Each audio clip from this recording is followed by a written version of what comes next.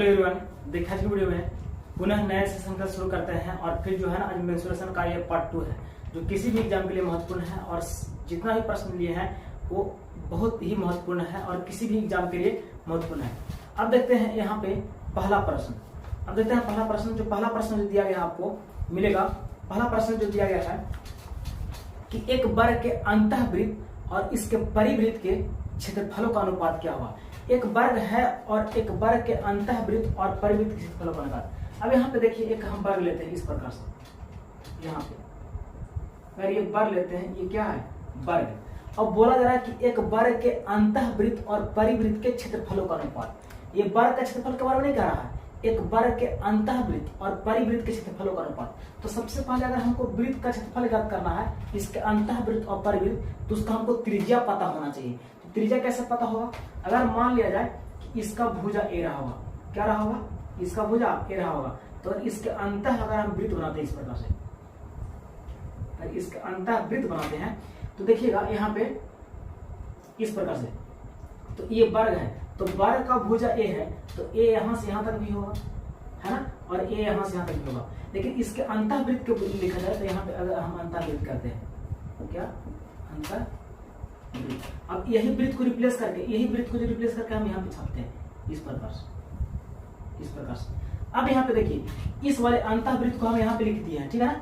अब समझना है कि यहाँ से यहाँ तक जो है ना, ये वृत्त का, सॉरी, वृत्त का जो यहाँ पे, यहाँ से यहाँ तक जो व्यास होगा, देखिए यहाँ से यहाँ तक जो व्यास होगा वृत्त का, वही वर्ग का भुजा है। ध्यान देना है कि वर्ग का जो अंतःवृत्त होता है उसका व्यास वो वर्ग के भुजा के बराबर होता है। तो देखिए यहाँ से हम समझ सकते हैं कि इसका जो डी बराबर होगा, मतलब डायमीटर बराबर होगा ए, क्योंकि वृत्त का जो व्यास होगा, देखिए ये वृत्त का जो व्यास हो रहा है वो वर्ग के भुजा के बराबर हो रहा है ना।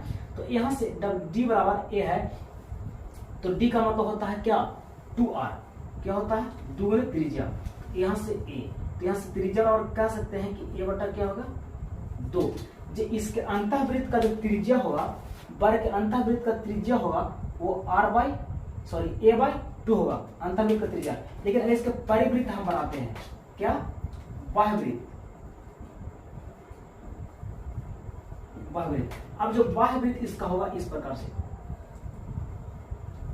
इस प्रकार से होगा इसका बाह्यवृत्त। अब यहाँ पे वर्ग के जो अंतःवृत्त होता है वो सभी भुजाओं को टच करता है, लेकिन इसका जो परिवृत्त होता है वो कॉर्नर पॉइंट को टच करता है, मतलब शीर्ष को टच करता है। अब देखिए यहाँ पे शीर्ष से यहाँ से यहाँ के बीच की दूरी हम बनाते हैं, तो यहाँ से यहाँ तक दूरी क्या है? ये वर्ग का विकर्ण भी हो गया, ये वर्ग का क्या हो गया? विकर्ण। और लेकिन इसका भुजा का भी काम, व्यास का काम कर रहा है। तो यहाँ से जो डी बराबर होगा, ये जो हम इसका बाह्यवृत्त का जो है ना, बाह्यवृत्त का जो डायमीटर होगा, मतलब व्यास, वो इसके विकर्ण के बराबर। इसका विकर्ण क्या होगा? √2 गुने ए होगा। कैसे वो समझना, इसका जो वर्ग है, वर्ग का जो विकर्ण है वो बाह्यवृत्त का व्यास बन रहा है। तो यहाँ से बाह्यवृत्त का व्यास हम डी से और अंतःवृत्त का व्यास डी से डिनोट किए थे, स्मॉल डी से। तो यहाँ से जो त्रिज्या आया था वो ए बाई 2, लेकिन इसका जो यहाँ पे डी, तो यहाँ पे व्यास बराबर होता है 2 गुने त्रिज्या। यहाँ पे कैपिटल आर से हम डिनोट कर रहे हैं, तो यहाँ से क्या होगा? √2 ए। तो यहाँ से आर बराबर क्या होगा? √2 ए बटे 2। अब ये √2 से ये कितना बराबर कटेगा? √2 बार में। तो यहाँ से कैपिटल आर बराबर जो होगा ए बटे √2। अब यहाँ पे समझना है कि इसके अंतःवृत्त का त्रिज्या ए बाई 2 और इसके बाह्यवृत्त का त्रिज्या ए बाई √2 हो गया। तो बोला जा रहा है कि इसके अंतःवृत्त और बाह्यवृत्त का क्षेत्रफल का अनुपात। तो यहाँ पे एरिया का अनुपात, एरिया 1 और अनुपात एरिया 2। कहने का मतलब ये हो गया अंतः, और ये क्या? बाह्य। ये हो गया अंतःवृत्त की त्रिज्या, ये हो गया बाह्य। अब यहाँ पे क्षेत्रफल का अनुपात, तो क्या होगा? पाई आर स्क्वायर। तो पाई आर स्क्वायर पहले अंतः का लिखना है, तो जब इसको स्क्वायर करेंगे तो कितना होगा? ए स्क्वायर बटे क्या हो जाएगा? 4। अब इसका जब स्क्वायर करेंगे तो पाई ए स्क्वायर, तो मतलब इसका स्क्वायर करेंगे तो ए स्क्वायर हो जाएगा। और यहाँ पे क्या? जब √2 का स्क्वायर करेंगे तो 2 हो जाएगा। तो पाई से पाई कट गया और ए स्क्वायर से ए स्क्वायर कट गया। अब देखिए 2 जाकर के यहाँ होगा और 4 यहाँ पे, तो 2 अनुपात 4। 2:4, क्योंकि 2 यहाँ पे आ जाता है, यहाँ पे क्रॉस मल्टीपल होता है, अनुपात में है ना। अब ये दोनों को काटेंगे तो यहाँ पे क्या होगा, 1:2। तो यहाँ से याद रखना है कि वर्ग के अंतःवृत्त और परिवृत्त के क्षेत्रफलों का अनुपात 1:2 होता है। डायरेक्ट याद रखिए ताकि एग्जाम में कैलकुलेशन ना करना पड़े। बाकी देखें अगला प्रश्न, देखिए नेक्स्ट प्रश्न जो अगला प्रश्न दिया गया है, बोला जा रहा है कि एक वर्ग के प्रत्येक भुजा में 10% की वृद्धि कर दिया जाए तो इसका क्षेत्रफल में कितना परिवर्तन होगा या कितना वृद्धि होगा। अब देखिए यहाँ पे जो क्षेत्रफल होता है, अगर भुजा की बात किया जाए तो इसका जो भुजा होता है क्या, अगर भुजा को हम ए मानेंगे, ठीक है, ए मानेंगे तो इसका जो क्षेत्रफल होगा, वर्ग का क्षेत्रफल क्या होता है, भुजा स्क्वायर होता है ना। अगर भुजा को हम ए मानेंगे तो जो वर्ग का क्षेत्रफल होगा क्या, भुजा स्क्वायर। अब बोला जा रहा है कि इसका भुजा में 10% का वृद्धि किया जाता है, क्या 10% का वृद्धि, 10% का वृद्धि। कहने का मतलब प्लस मतलब हम वृद्धि, अगर कमी कहता तो हम माइनस के चिन्ह का डिनोट करते हैं, माइनस के चिन्ह से। लेकिन बोला कि इसके भुजा में 10% वृद्धि, तो इसके क्षेत्रफल में कितना परसेंट वृद्धि, तो यहाँ पे जो सक्सेसिव जो इंक्रीमेंट होगा उसके अनुसार से बनेगा, है ना, मतलब वृद्धि। अब यहाँ पे परसेंटेज इसमें अप्लाई कर रहा है, तो देखिए जब हम ए प्रत्येक भुजा में 10% की वृद्धि, तो इसका क्षेत्रफल कर रहे हैं तो ए स्क्वायर मतलब 2 बार वृद्धि हो रहा है, उत्तरोत्तर वृद्धि। तो इसका जो ट्रिक होता है कि +10 और +10 गुने 10/100, इसी तरीका से। अब देखिए यहाँ पे 2 0 से 2 0 कट गया, तो यहाँ पे कितना ऊपर, तो 10 और 10 कितना हो गया 20, प्लस 1 गुने 1 बराबर 1, तो कितना हो गया 20 और 1 21% की वृद्धि। अगर वृद्धि मतलब प्लस में आ रहा है तो वृद्धि, अगर माइनस में आ रहा तो कमी, लेकिन वृद्धि हो रहा है तो वृद्धि होगा। लेकिन एक बार फिर समझाते हैं कि यहाँ पे इसका इसलिए उपयोग किया है कि अगर बोलता ना कि यहाँ पे 20% की वृद्धि, तो 20 और 20 लेते, यहाँ पे 20 लेते, लेकिन अगर 40% वृद्धि का था तो यहाँ पे 40 लेते। तो बोला जा रहा है कि इसके प्रत्येक भुजा में 10% की वृद्धि, तो हम 10 लिए हैं। और 2 बार क्यों लिखे हैं, क्योंकि इसका क्षेत्रफल ज्ञात करते हैं तो भुजा 2 बार उपयोग होता है, क्योंकि भुजा गुने भुजा बराबर भुजा स्क्वायर। बाकी देखेंगे अगला प्रश्न, इसका जो आंसर आया 21%। देखिए अगला प्रश्न जो बोला जा रहा है कि 14 सेंटीमीटर भुजा वाले वर्ग के अंतर्गत खींचे जा सकने वाले अधिकतम त्रिज्या के वृत्त का क्षेत्रफल क्या होगा। अब यहाँ पे बोला रहा है कि 14 सेंटीमीटर भुजा वाले वर्ग के अंतर्गत, एक वर्ग है इस प्रकार से, यहाँ पे अगर इस प्रकार से हम वर्ग लेते हैं इस प्रकार से, और बोला कि वर्ग के अंतर्गत खींचे जा सकने वाले, तो वर्ग के अंतर्गत अगर हम खींचे जा सकने वाले अधिकतम वृत्त लेंगे इस प्रकार से, थोड़ा सा और ठीक से बनाना चाहिए, थोड़ा सा मिस्टेक हुआ है। तो बोला कि इसका जो अंदर जो वृत्त बन रहा है, जो अधिकतम बड़ा जो वृत्त बन रहा है उसी का क्षेत्रफल। अब देखिए बोल रहा है कि 14 सेंटीमीटर क्या है इसका भुजा, तो यहाँ भी 14 होगा क्योंकि वर्ग बोल रहा है। अब यहाँ पे समझ रहा है कि जब ये 14 हुआ यहाँ से यहाँ तक, तो ये जो इसके अंदर जो वृत्त है वो इसका व्यास का काम कर रहा है। तो यहाँ से जो वृत्त का व्यास है, व्यास और जो वर्ग का भुजा है दोनों सेम टू सेम है, तो व्यास बराबर 14 सेंटीमीटर, तो इसका जो त्रिज्या होगा कितना हो जाएगा 7 सेंटीमीटर, क्योंकि त्रिज्या जो होता है व्यास का आधा होता है। एक बार फिर समझिएगा कि यहाँ पे बोला वर्ग के अंतःवृत्त का क्षेत्रफल जब वर्ग का भुजा 14 सेंटीमीटर हो, तो वर्ग का 14 सेंटीमीटर भुजा है, तो जो वर्ग का जो भुजा है ना वही अंतःवृत्त के व्यास का काम कर रहा है। तो यहाँ जो अंतःवृत्त का जो व्यास होगा 14 सेंटीमीटर, तो त्रिज्या कितना 7 सेंटीमीटर। तो बोला रहा है कि इसके अंतःवृत्त का क्षेत्रफल, तो लिखेंगे अंतःवृत्त का क्षेत्रफल, तो क्या होगा पाई आर स्क्वायर। पाई का मान कितना 22/7 होता है, और त्रिज्या कितना 7, यहाँ पे कितना 7 गुने 7, ये से ये कट गया, और 22 गुने 7 करेंगे तो कितना होगा 154। लेकिन सेंटीमीटर है त्रिज्या, तो इसलिए क्षेत्रफल क्या होगा सेंटीमीटर स्क्वायर। यही हो गया आंसर। बाकी देखेंगे अगला प्रश्न।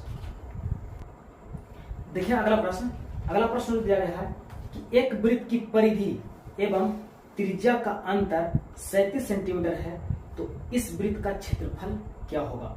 सबसे पहले यह समझना है कि एक वृत्त का परिधि एवं त्रिज्या का अंतर, अगर बोला जाए इसका त्रिज्या कितना रहा होगा, अगर मान लिया जाए कि इसका त्रिज्या हम लेते हैं, त्रिज्या कितना 8, इसका जो वृत्त का जो परिधि होगा, इसका जो परिधि होगा क्या होगा 2 पाई r है, क्योंकि वृत्त का परिधि 2 पाई होता है, इसका त्रिज्या हम r माने हैं। किसी वृत्त का त्रिज्या अगर r होगा तो उसका परिधि क्या होगा 2 पाई r। तब बोला जा रहा है कि एक वृत्त की परिधि एवं त्रिज्या का अंतर, तो परिधि एवं त्रिज्या का अंतर बोल रहा है, क्या बोल रहा है, परिधि और त्रिज्या का अंतर। त्रिज्या का अंतर कितना दिया है 37 सेंटीमीटर, 37 सेंटीमीटर। अब परिधि है कितना 2 पाई r, कितना है 2 पाई r माइनस त्रिज्या कितना और बराबर 37। अब त्रिज्या यहाँ भी त्रिज्या यहाँ भी, तो r कॉमन लेंगे तो कितना बचेगा 2 पाई माइनस 1 बराबर कितना 37। अब यहाँ पे r, ठीक है ना, अब यहाँ पे 2 और पाई का मान कितना 22/7 माइनस 1 बराबर कितना 37। अब यहाँ पे जो सोल्व करेंगे r, अब देखिए 22 दूनी 44, ऊपर क्या हो गया 44 और यहाँ पे नीचे में 7 हो जाएगा, क्योंकि यहाँ इसके नीचे कुछ नहीं 1 है, तो 7 और 1 का एलसीएम 7 है, तो 7 से 7 कटेगा तो 22 दूनी 44 के 44 होगा। अब 1 से हम 7 में भागा देंगे 7 होगा, 7 कम 7 माइनस 7, अब यहाँ से क्या हो गया बराबर 37। अब यहाँ पे थोड़ा सा हम शॉर्टकट करना चाहेंगे, 44 में से 7 गलती कितना बचेगा 37 बचेगा, 44 में से 7 गलती 37। अब ऊपर से ऊपर कटेगा, अगर यहाँ पे डायरेक्ट 37 होता तो 37 से 37 हम डायरेक्ट करते, यहाँ पे स्पेस की वजह से हम थोड़ा सा शॉर्ट कर रहे हैं। तो 44 में से 7 गया तो 37 और 37 से 37 डायरेक्ट कटेगा, तो यहाँ पे जो बचेगा जाकर के इधर एक बार में कटना, क्योंकि 37 से 37 यहाँ पे कटेगा, यहाँ पे 37 बचेगा घट करके, 37 से 37 कटेगा एक बार में, तो 7 जाकर के इधर गुना होगा, तो त्रिज्या है कितना, त्रिज्या कितना 7 सेंटीमीटर, कितना 7 सेंटीमीटर। और जिस वृत्त की त्रिज्या 7 सेंटीमीटर उसका क्षेत्रफल होगा एरिया, तो एरिया बराबर क्या होता है पाई r स्क्वायर, कितना पाई का मान 22/7 और त्रिज्या कितना 7 आया है, तो 7 का स्क्वायर कर देंगे। अब 7 का स्क्वायर करेंगे तो ये 7 से ये कितना बार में करेगा 7 बार में करेगा, क्योंकि 7 का स्क्वायर 49 था यहाँ पे, तो 7 से 7 बार में, तो 22 से 7 कितना होगा 154 सेंटीमीटर स्क्वायर आंसर। इसी प्रकार से बाकी एक बार फिर समझाते हैं। बोला जा रहा है कि एक वृत्त का त्रिज्या और परिधि का अंतर, तो देखिए यहाँ पे परिधि और त्रिज्या का अंतर कितना 37 सेंटीमीटर, तो यहाँ पे परिधि 2 पाई r, इसका त्रिज्या तो r 37। अब यहाँ भी r यहाँ भी r, तो त्रिज्या कॉमन ले लिए है, तो यहाँ पे बचा 2 पाई और यहाँ पे जब r बाहर आ गया तो यहाँ क्या बचा 1, तो पाई का मान 22/7 पुट किए हैं। बाकी यहाँ पे देखिए 22 दूनी 44 यहाँ पे और यहाँ पे भिन्न का घटाव हो गया, तो बाकी सोल्व किया तो यहाँ पे 44 में से 7 गया तो कितना 37 और 37 से 37 एक बार में कटा, लेकिन 7 नीचे में था जाकर गुना हुआ, तो इसलिए r बराबर कितना 7, तो जब त्रिज्या 7 है तो उसका क्षेत्रफल कितना होगा 154, तो इसीलिए वृत्त का जो क्षेत्रफल आया 154 सेंटीमीटर। बाकी देखें अगला प्रश्न, देखिए अगला प्रश्न 5वां प्रश्न बोला जा रहा है कि किसी वृत्त की त्रिज्या में 30% की कमी करने पर इसका क्षेत्रफल में कितना % की कमी होगा। अब इसका त्रिज्या का बात बोला जा रहा है ना, त्रिज्या, तो त्रिज्या में बोला जा रहा है कि 30% की कमी। अभी हम इसके पिछले वाले प्रश्न में क्या बोले हैं कि अगर वृद्धि का बात बोलेगा तो हम प्लस से डिनोट करेंगे, लेकिन अगर कमी बोलेगा तो हम माइनस से डिनोट करेंगे। तो यहाँ बोल रहा है कि इसका क्षेत्रफल में कितना % की कमी होगा जब त्रिज्या में 30% कमी किया जाए। अब यहाँ पे समझते हैं कि जो वृत्त का जो क्षेत्रफल होता है वो क्या होता है पाई r स्क्वायर। अब यहाँ पे त्रिज्या में 30% की कमी हो रहा है, तो त्रिज्या में जब r 2 बार उपयोग हो रहा है, क्योंकि r गुने r यहाँ पे है ना, यहाँ पे, तो इसलिए 2 बार की कमी होगा, तो यहाँ पे जो है ना सक्सेसिव जो है ना, अब यहाँ पे डिक्रीमेंट होगा, कमी न होगा। उसमें तो क्या था, इसके पहले वाला प्रश्न था क्या वर्ग था, तो वहाँ वृद्धि हो रहा था, यहाँ कमी होगा क्योंकि माइनस है। तो इसका जो ट्रिक होता है plus minus x plus minus y और प्लस माइनस xy/100, यही होता है ट्रिक। अब यहाँ पे अगर यहाँ पे वृद्धि हो रहा है तो प्लस का उपयोग करेंगे और कमी हो रहा है तो माइनस का उपयोग करेंगे, लेकिन माइनस त्रिज्या में कमी कह रहा है तो हम -30, कितना -30 और फिर -30 ही लेंगे x और y, क्योंकि कभी कभी क्या होता है ना कि दोनों का अलग अलग देता है, जैसे आयत में देगा तो लंबाई में वृद्धि चौड़ाई में कमी बोलेगा तब इसका उपयोग, लेकिन यहाँ पे 30 दिया है तो हम x के जगह पर भी 30 और y के जगह पर भी 30 रखेंगे। इसलिए अब यहाँ पे हम इस वाले चिन्ह के जगह पर हम क्या लेंगे प्लस लेंगे कि माइनस, तो दोनों बार माइनस माइनस हो रहा है, मतलब माइनस गुने माइनस प्लस, यहाँ पे क्या लेंगे प्लस, तो यहाँ 30 गुने 30/100 तो ये 2 जीरो से 0 कट गया। अब देखिए 30 और 30 60, क्योंकि ये भी माइनस में ये भी माइनस में, कितना होगा -60, लेकिन यहाँ पे प्लस है तो 3 3 9 होगा।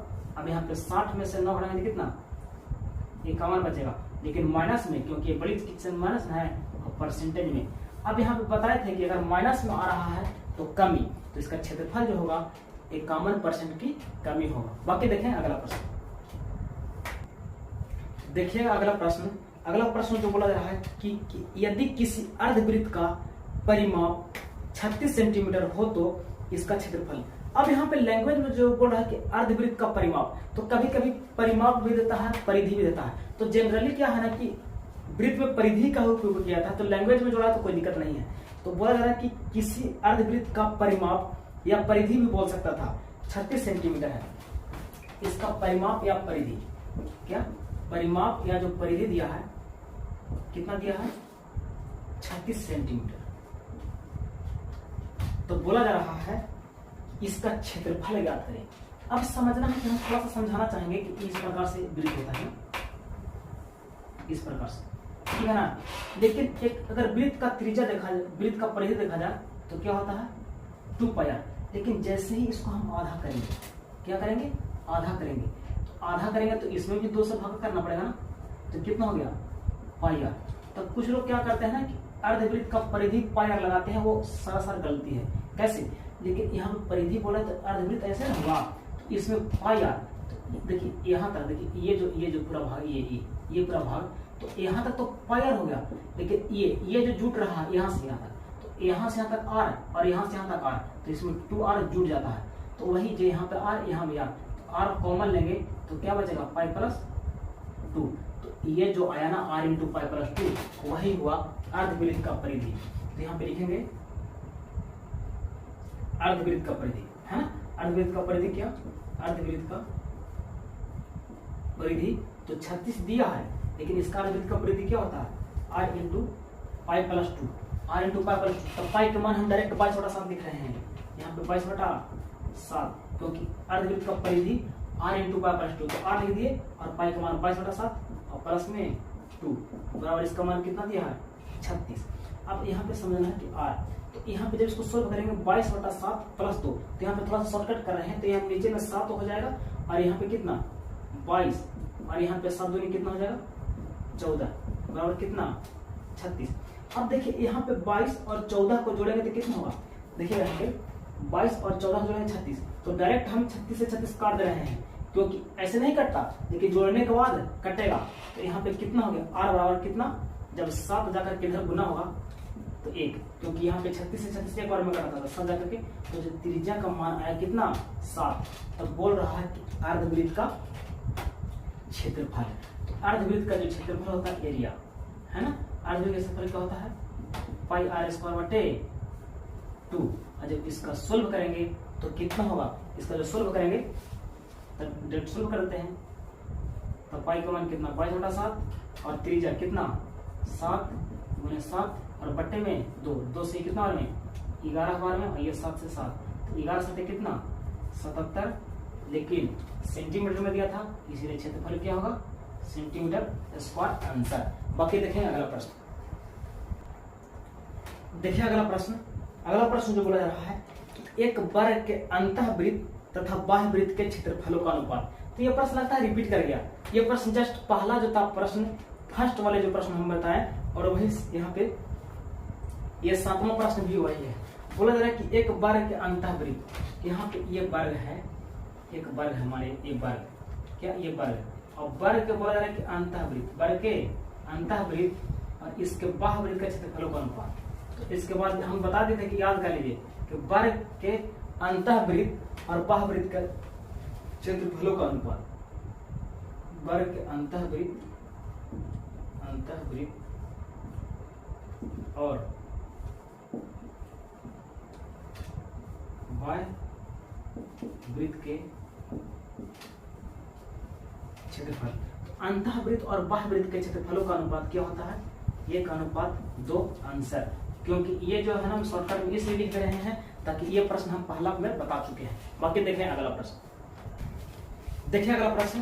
अब अगला प्रश्न देखिए, पहला प्रश्न क्या था, कि वर्ग से था, फिर कुछ प्रश्न क्या था, वृत्त से था, अब जो है ना वो समबाहु त्रिभुज से है। तो बोला जा रहा है कि अगला प्रश्न जो है कि एक समबाहु त्रिभुज की प्रत्येक भुजा 8 सेंटीमीटर, तो इसका क्षेत्रफल। अब समबाहु त्रिभुज है, समबाहु त्रिभुज, समबाहु त्रिभुज का क्षेत्रफल के बारे में बोला जा रहा है ना। तो समबाहु त्रिभुज का जो क्षेत्रफल होता है √3/4 गुणे भुजा स्क्वायर। समबाहु त्रिभुज का जो क्षेत्रफल होता है √3/4 गुणे भुजा स्क्वायर। तो इसका प्रत्येक भुजा दिया है 8 सेंटीमीटर, तो जहां भुजा है वहां पे 8 लिखेंगे, है ना, √3/4। अब भुजा स्क्वायर मतलब भुजा की जगह पर कितना दिया है, 8 सेंटीमीटर, तो यहाँ भी 8 और यहाँ भी 8। अब 4 से कितना बार में, 2 बार में, और 2 से गुना होगा, 2 8 16 और 16√3, इसका जो आंसर होगा 16√3। अब ध्यान देना कि भुजा अगर मीटर में देता तो मीटर स्क्वायर, लेकिन इसका जो भुजा दिया है सेंटीमीटर में, इसलिए इसका जो क्षेत्रफल होगा 16√3 सेंटीमीटर स्क्वायर आंसर। इसका जो क्षेत्रफल होगा √3/4 भुजा स्क्वायर, बाकी वैल्यू पुट करेंगे, इसी प्रकार से बनाएंगे। देखेंगे अगला प्रश्न, देखिए अगला प्रश्न बोला जा रहा है कि एक समबाहु त्रिभुज की प्रत्येक भुजा 2√3। अब यहाँ पे प्रत्येक भुजा का मान दिया है, जो प्रत्येक भुजा दिया है कितना, 2√3 सेंटीमीटर, हाँ सेंटीमीटर में है, हाँ सेंटीमीटर। तो बोला जा रहा है कि समबाहु त्रिभुज का ऊंचाई क्या, समबाहु त्रिभुज का ऊंचाई मतलब h। अब समबाहु त्रिभुज का ऊंचाई बोला जा रहा है, ऊंचाई, तो समबाहु त्रिभुज का ऊंचाई होता है क्या, √3/2 गुने भुजा। अब √3/2 और जो भुजा का मान दिया है कितना, 2√3, ये से ये कटेगा क्योंकि 2 से 2 कटेगा। अब √3 गुने √3, जब √3 गुने √3 करेंगे तो कितना होगा, √9, और जिसका मान होगा √9, क्योंकि √9 एक पूर्ण वर्ग संख्या है ना, जिसका जो आंसर होगा 3। अब यहाँ पे भुजा सेंटीमीटर में, इसीलिए जो इसका ऊंचाई भी है ना वो भी सेंटीमीटर में ही होगा, लेकिन क्षेत्रफल बोलता तब होना था सेंटीमीटर स्क्वायर में, क्योंकि क्षेत्रफल हमेशा स्क्वायर में होता है, लेकिन इसका जो ऊंचाई हो गया या परिमाप होता वो सेंटीमीटर में है, तो सेंटीमीटर में ही रहता है। बाकी देखें अगला प्रश्न, देखिए अगला प्रश्न जो बोला जा रहा है कि एक वर्ग तथा एक समबाहु त्रिभुज एक ही आधार पे बनाए गए हैं, तो इसका क्षेत्रफल का अनुपात क्या होगा। अब देखिए यहाँ पे ना भुजा दिया है ना कुछ भी दिया है, किसी का नहीं दिया, तो बोला जा रहा है कि एक वर्ग इस प्रकार से बनाया गया है, इस प्रकार से एक वर्ग और इसी आधार पे एक समबाहु त्रिभुज बनाया गया है। मतलब कहने का मतलब अब समझना है कि समबाहु त्रिभुज का हम इधर रिप्लेस कर रहे हैं, समबाहु त्रिभुज को जो है ना इधर रिप्लेस कर रहे हैं, इस प्रकार से यहाँ पे बना रहे हैं समबाहु त्रिभुज को, इस प्रकार से थोड़ा सा ठीक नहीं छपाया है, ऐसे है ना, कोई बात नहीं। अब समझना है कि समबाहु त्रिभुज और एक वर्ग और समबाहु त्रिभुज एक ही आधार पे बनाए हैं। कहने का मतलब जितना भुजा वर्ग का होगा उतने ही समबाहु त्रिभुज का होगा। अब समबाहु त्रिभुज में जो है ना प्रत्येक भुजा इक्वल रहता है, और वर्ग में भी प्रत्येक भुजा सब इक्वल होता है ना। तो बोला जा रहा है कि इसके क्षेत्रफल का अनुपात, सबसे पहले इसके क्षेत्रफल का अनुपात, तब वर्ग का क्षेत्रफल जो होगा, वर्ग का क्षेत्रफल क्या होगा, भुजा स्क्वायर। लेकिन समबाहु त्रिभुज का क्षेत्रफल क्या, समबाहु त्रिभुज का क्षेत्रफल। अब इधर रिप्लेस किए हैं तो यहाँ पे समबाहु त्रिभुज ये हो गया और वर्ग ये, लेकिन प्रारंभ में बोला जा रहा था कि दोनों एक ही आधार पे बनाए गए हैं, दोनों का आधार सेम है। कहने का मतलब दोनों का भुजा बराबर है, तो वर्ग का क्षेत्रफल भुजा स्क्वायर और समबाहु त्रिभुज का जो क्षेत्रफल होगा, ये समबाहु है ना, समबाहु त्रिभुज का क्षेत्रफल होगा √3/4 गुणे भुजा स्क्वायर।